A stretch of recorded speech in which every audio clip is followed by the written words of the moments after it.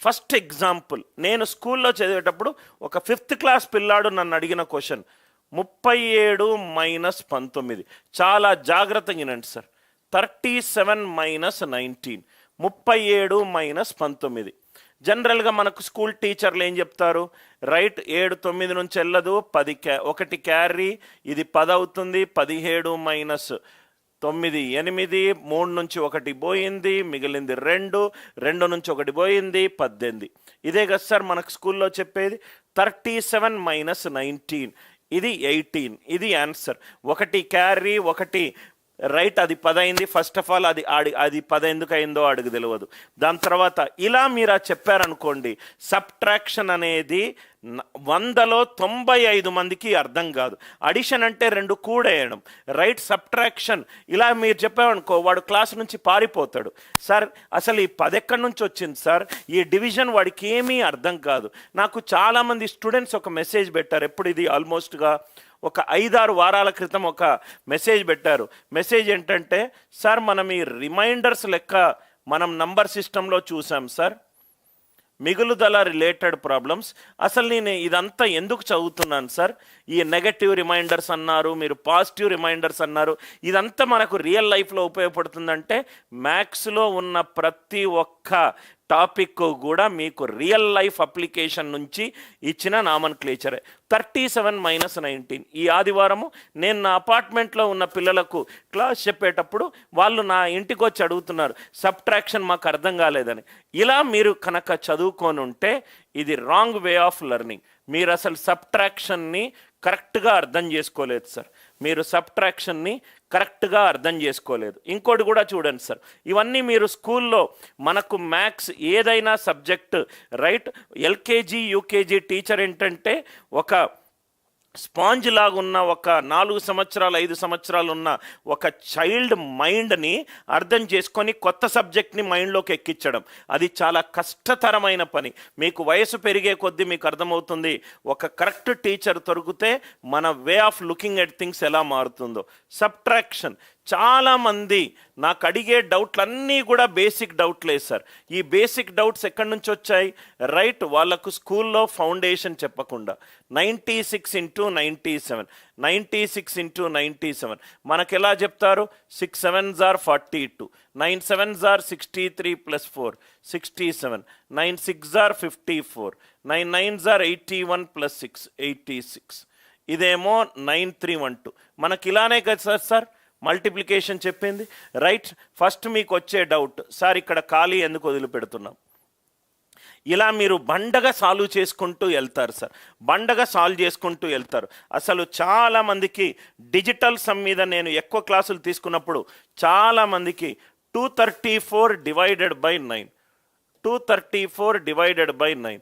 దీన్ని ఫస్ట్ ఏం చేస్తారు సార్, మనము digital sum 9 2s are 18, 654, 9 6s are 54 మామూలుగా డివిజన్ చేస్తారు, రైట్. ఈ 9కున్న ప్రత్యేకత ఏంటి sir, digital sum. Digital sum అంటే ఏంటి, రిమైండర్ డివైడెడ్ బై 9. ఒక 3 ఎగ్జాంపుల్ తీసుకున్నాను, ఈ 3 ఎగ్జాంపుల్ తీసుకున్నాను. సబ్ట్రాక్షన్లో కన్ఫ్యూజ్ అవుతారు, మల్టిప్లికేషన్లో కన్ఫ్యూజ్ అవుతారు, రైట్. ఈ డివిజన్ బై 9, 99, 999 వీటిలో మామూలు డివిజన్ ఇవన్నీ జనరిక్ డివిజన్ మెథడ్స్ సార్, ఇవన్నీ జనరిక్ డివిజన్ మెథడ్స్. అందుకే 7th 8th ఫండమెంటల్స్ చాలా ఇంపార్టెంట్ సార్. అది కనుక మీరు తెలియకపోతే మీరు చాలా ఫంబుల్ అవుతారు. జనరిక్ డివిజన్, ఈ 3 డౌట్స్, రైట్, 1 by 1 నేను స్కూల్లో పిల్లలకు చెబుతూ, ఆ టీచర్లు చెబుతున్న వాళ్లకు, రైట్, చెబుతూ మీరు ఇలా చెప్పకండి, మీరు అలా నేర్చుకొని ఒక బండగొచ్చి ఒక స్టేజ్కి వచ్చి టెక్స్ట్ బుక్లో ఉన్న 200 ప్రాబ్లంలు సాల్వ్ చేస్తే మనకు ఎగ్జామ్ క్లియర్ అవుతామని ఒక అపోహలో ఉంటారు మీరు. అంటే ఆ 200 క్వశ్చన్లు ఇస్తేనే సాల్వ్ చేస్తారు.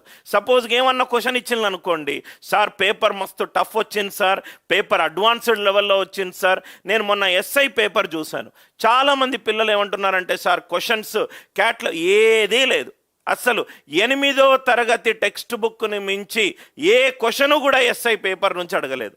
8వ తరగతి 6 7 8 6 7 8లో మీకు చెప్పే టీచర్ అంత బేసిక్స్గా చెప్పలేదు, నీకు బేసిక్ స్ట్రాంగ్గా లేవు కాబట్టి నువ్వు ఏదో క్యాట్ పేపర్ అని అనుకుంటున్నావు. చాలా easiest of the paper sir. నవ్వు ఇక్కడ చూడండి సార్, 37 మైనస్ 19, రైట్? రిమైండర్స్. మీరు ఫండమెంటల్స్ కాన్సెప్ట్స్ నేర్చుకోవాలి అని అంటే అనిల్ నాయర్ క్లాసెస్లో మీరు జాయిన్ అయ్యే తీరాలి సార్. ఎందుకనంటే నేను కాన్సెప్ట్ మీదనే ఎక్కువ ఫోకస్ చేస్తాను. 37 మైనస్ 19, ఈ క్యారీ ఏంటి, రైట్? ఇదంతా ఏంటి సార్ ఒకసారి చూద్దాము. డౌట్ 1, ఈ 3 డౌట్స్, ఇంకో 2 డౌట్స్ కూడా, రైట్? నన్ను స్టూడెంట్స్ అడిగారు, ఫస్ట్ ఆ డౌట్స్ క్లారిఫై చేస్తాను, రైట్? నేను ఎక్కువ టైము స్టూడెంట్స్కి కాన్సెప్ట్ చెప్పడం మీదనే ఉంటాను సార్. డౌట్ ఫస్ట్ ఇక్కడ చూడండి సార్. డౌట్ 1 చాలా జాగ్రత్తగా వినండి సార్. Doubt 1 concepts. ఇంకా మీరు లైఫ్లో ఇలా చేయొద్దు సార్ సబ్ట్రాక్షన్. కాన్సెప్ట్స్. ఫస్ట్ 1 37 తీసుకోండి. 37 చాలా జాగ్రత్తగా చూడండి సార్. 37 అనేది నంబర్. 37 అనేది నంబర్. ఈ ఒక నంబర్ని మనము రాయాలి అని అంటే కొన్ని అంకెలు యూజ్ చేయాలి. సపోజ్గా నేను 0, 1 అంకెలు యూజ్ చేసి, రైట్, ఒక నంబర్ రాస్తే ఆ ఎన్ని అంకెలు యూజ్ చేశాను? 2. కాబట్టి దాన్ని బైనరీ సిస్టమ్ అని అంటాం. దాన్ని నేను బైనరీ సిస్టమ్ అని అంటాను. నా దగ్గర 2 అంకెలు ఉన్నాయి సార్, 0, 1. ఏ నంబర్ అయినా ఈ అంకెల్ని యూజ్ చేసి రిప్రజెంట్ చేస్తాను.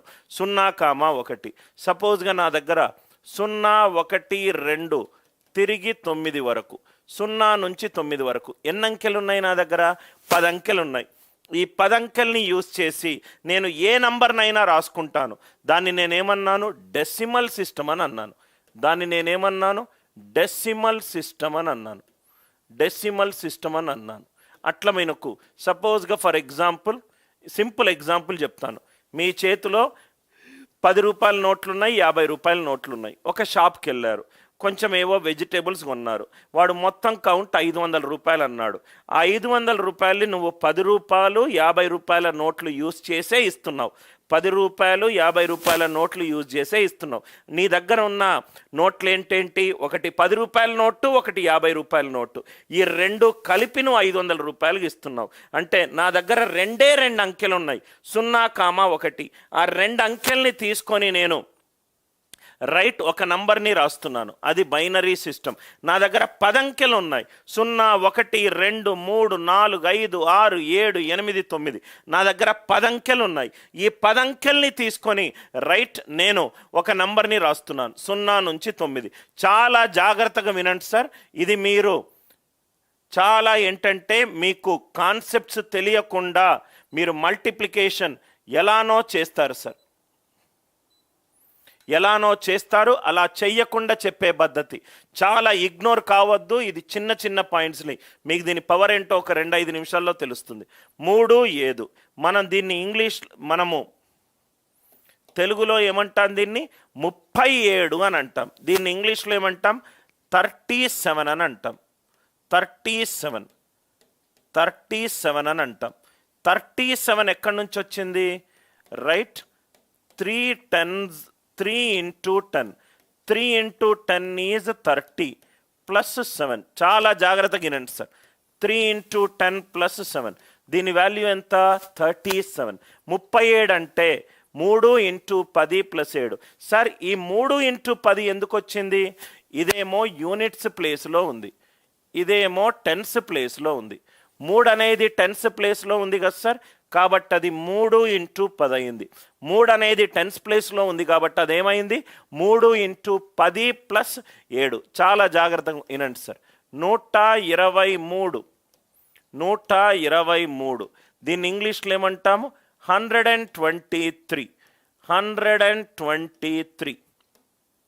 123. 100 అంటే ఎందుకు వచ్చింది? 1 into 100. ఈ ఎగ్జాంపుల్ మీకు ఖచ్చితంగా అర్థం కావాలి sir. 1 into 100 plus 2 into 10. 2 into 10 plus 3. దీన్నే మనము ఇంగ్లీష్ వర్డ్లో 123 అన్నాం. 123 అంటే దాని అర్థం ఏంటి? 1 into 100, 100 123, 100 plus 20 plus 3, 100 plus 20 plus 3. 3 అనేది యూనిట్స్ ప్లేస్లో ఉంది, 2 అనేది టెన్స్ ప్లేస్లో ఉంది, 1 అనేది 100వ ప్లేస్లో ఉంది. 1 అనేది 100వ ప్లేస్లో ఉంది కాబట్టి దాని ప్లేస్ వాల్యూ ఎంత? 100. 1 అనేది 100వ ప్లేస్లో ఉంటే దాని వాల్యూ ఏమైంది? 1 into 100. 1 into 100. Place value of 1 ఎంత? 100. ప్లేస్ వాల్యూ ఆఫ్ 1 ఎంత? 100. ఎందుకు? 1 అనేది 100వ ప్లేస్లో ఉంది కాబట్టి. 3 అనేది ఎన్నో ప్లేస్లో ఉంది? ఇక్కడ 10వ ప్లేస్లో ఉంది కాబట్టి ప్లేస్ వాల్యూ అది ఎక్కడ ఏ ప్లేస్ ఉంటే, ఎక్కడ ప్లేస్ వాల్యూ ఆఫ్ 3 ఈజ్ 30. 3 10వ ప్లేస్లో ఉంది కాబట్టి 30 అయింది, రైట్. 2 10వ ప్లేస్లో ఉంది కాబట్టి 20 అయింది. 1 100వ ప్లేస్లో ఉంది కాబట్టి 100 అయింది. 123. 1 అనేది అంకెనే, 1 అనేది అంకెనే. అది ఏ పొజిషన్లో ఉంటే దాని వాల్యూ పెరుగుతుంది. సపోజ్గా మీ ఇంట్లో నాన్న మీకు నాన్న, కానీ ఆయన ఒక ఐఏఎస్ ఆఫీసర్ అయి కుర్చీలో కూర్చుంటే ఆ కుర్చీ రైట్, ఆ కుర్చీ వల్ల ఆయనకు బలం పెరుగుతుంది. సపోజ్ ఇంకా చిన్న ఎగ్జాంపుల్ చెప్పాలంటే అరిస్టాటిల్ చెప్పిన ఎగ్జాంపుల్, సపోజ్గా 0 ఉంది. 0 అనేది వాల్యూ లేని నెంబర్, ఏమీ లేదు అనడానికి 0 అంటాం. ఆ 0 తీసుకొని ఒక డిజిట్కి రైట్ సైడ్ పెడితే దీని వాల్యూ పెరిగింది 10. ఆ 0 తీసుకొని రైట్ 2 0లు తీసుకొని డిజిట్కి రైట్ సైడ్ పెరిగితే ఈ అంకె యొక్క వాల్యూ పెరిగింది. 0 అనేది ఇంకో అంకె యొక్క వాల్యూ పెంచడానికి రైట్ సైడ్లో పెట్టాలి. 0కి వాల్యూ లేదు, వాల్యూ లేని ఒక నంబర్ ఇంకో నంబర్ అంకె యొక్క వాల్యూ పెంచుతుంది ఎప్పుడు? దానికి రైట్ సైడ్ వచ్చినప్పుడు. ఇది అరిస్టాటిల్, ప్లాటో. ఈ ప్లాటో వీళ్ళందరూ ఏం చేసేవాళ్ళు? కొన్ని సంవత్సరాల క్రితము మనకు జనరల్గా ఎంటర్టైన్మెంట్ కోసం మనము సినిమాలకు వెళ్తాము, లేకుంటే పార్క్ వెళ్తాము, లేకుంటే కేఎఫ్సి, మెక్డానల్డ్స్కి వెళ్తాము. కానీ ఒకప్పుడు కొన్ని వందల సంవత్సరాల క్రితము ప్లాటో అనే ఒక ఇంటలెక్చువల్ పర్సన్ ఎవరైనా వచ్చి అతన్ని క్వశ్చన్లు అడగొచ్చు, ఆ క్వశ్చన్లకు ఇంటెలిజెంట్గా ఆన్సర్ చేస్తారు. అది ఒక సోర్స్ ఆఫ్ ఎంటర్టైన్మెంట్ కూడా అయింది. ప్లాటో అనే ఒక పర్సన్ అనలైజ్ చేసే విధానాన్ని వినడానికి డబ్బులు పే చేసి వచ్చేవాళ్ళు. మనం ఒక కన్సర్ట్ వినడానికి, ఒక సింగింగ్ వినడానికి ఎట్లయినా వెళ్తామో, ఒక మనిషి యొక్క తెలివి యొక్క మాటలు వినడానికి ప్లాటో, అరిస్టాటిల్ వీళ్ళందరూ కూడా గొప్ప విద్యావేత్తలు. నవ్వు ఇక్కడికి వద్దాం సార్. 123. 1 అనేది 100వ ప్లేస్లో ఉంది, దాని వాల్యూ ఎంత? 100. 2 అనేది 10వ ప్లేస్లో ఉంది, దాని వాల్యూ ఎంత? 20. ప్లేస్ వాల్యూ డెఫినేషన్ అర్థమైంది కదా. 3 అనేది అంకెనే, కానీ 3 10వ ప్లేస్లో ఉంటే దాని వాల్యూ 30 అయింది.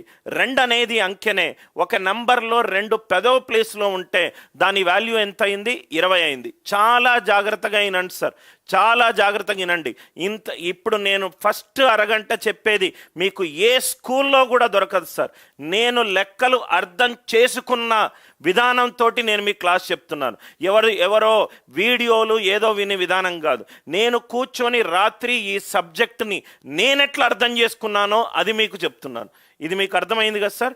37 123. నవ్వు ఇక్కడ చూడండి సార్. సపోజ్గా నేను ఈ ప్రాబ్లం చెయ్యాలి. 37 మైనస్ 19 చెయ్యాలి.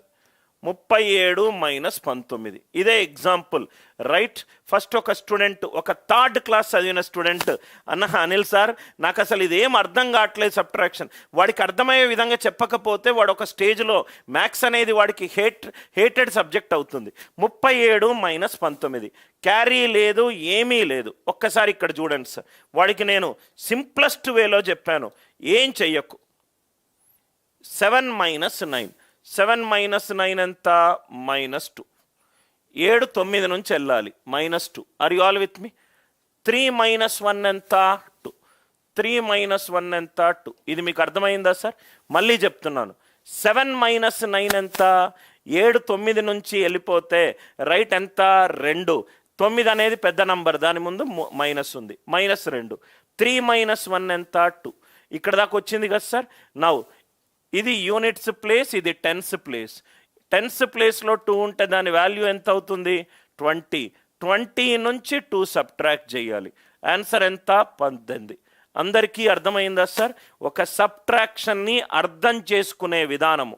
20 నుంచి 2 సబ్ట్రాక్ట్ చేస్తే వచ్చే ఆన్సర్ ఎంత? 18. 7 9 నుంచి సబ్ట్రాక్ట్ చేస్తే వచ్చేది ఎంత? -2. 3 - 1 ఎంత? 2. 2 అనేది 10వ ప్లేస్లో ఉంది. సో 2 వాల్యూ ఎంత అయింది? 20. 20 - 2 ఎంత? 18.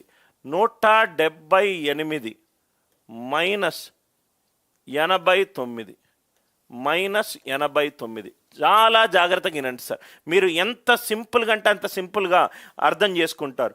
8 9 నుంచి తీసేస్తున్నా. 8 9 నుంచి తీసేస్తే వాల్యూ ఎంత అవుతుంది?